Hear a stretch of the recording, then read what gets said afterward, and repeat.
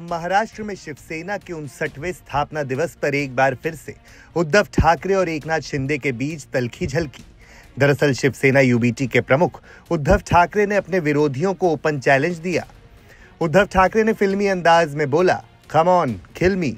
उन्होंने Bollywood actor Nana Patekar की film प्रहार का जिक्र करते हुए कहा कि फिल्म में पाटेकर जब दुश्मनों से घिर जाते हैं तो कम ऑन किल मी कहकर चुनौती देते हैं। बाद में उन्होंने कहा कि शिवसेना को मिटाने का सपना देखने वाले खुद मिट गए हैं। उन्होंने गद्दारों को सबक सिखाने की बात कही है। आइए पहले सुन लीजिए उद्धव ठाकरे का बयान।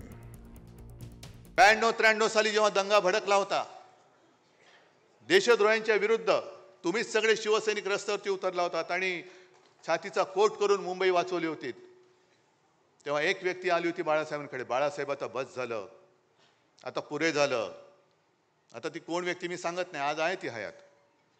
आणि बाळासाहेबांनी सांगितले की अरे एक पिक्चर मी पाहिला प्रहार नावाचा। कोणाचा? नाना पाटेकर। किती जणांनी पाहिलाय? आहे ना। त्याच्यामध्ये नाना पाटेकर त्या गुंडांसमोर उभा राहतो आणि त्यांना सांगतो कम ऑन किल मी। तसं आम्ही या गद्दारांच्या समोर उभा आहे आणि सांगतोय त्यांना आम्ही कम ऑन किल मी। असेल हिम्मत तर या अंगावर, फक्त अंगावर येणार असाल तर एक गोष्ट नक्की करा। अमिताभ बच्चनचा तो पिक्चर होता ना, ॲम्ब्युलन्स घेऊन यायचा, तसा अंगावर माझ्या येणार असेल तर ॲम्ब्युलन्स घेऊन यायची, कारण येताना सरळ याल, जाताना आडवे होऊन जाल। उद्धव के बयान से ये साफ है कि इशारा एकनाथ शिंदे की तरफ था। तो उधर शिवसेना के कार्यक्रम में एकनाथ शिंदे भी गरजे। उन्होंने भी शिवसेना यूबीटी और उद्धव ठाकरे पर निशाना साधते हुए पलटवार किया और उद्धव के बयान पर बोले कि मरे हुए को क्या मारना।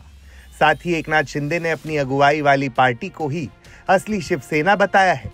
क्या कुछ कहा महाराष्ट्र के उप मुख्यमंत्री एकनाथ शिंदे ने, सुनिए। अरे आता मगाशी मला कोणीतरी सांगितलं की भाषणात म्हणाले मेळाव्यामध्ये come on kill me, come on kill me. English picture बघून आले असतं वाटतं। हा,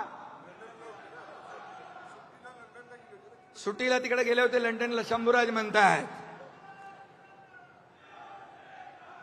पण मला एकच सांगायचं आहे, मरे हुए को क्या मारना है।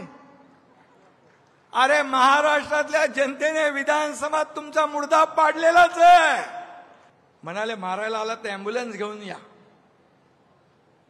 आता काय बोलायचं, ॲम्ब्युलन्स घेऊन या, ॲम्ब्युलन्स मधून परत जाल, म्हणजे तुम्हाला आम्ही फटके देऊ, तुम्ही परत जाल।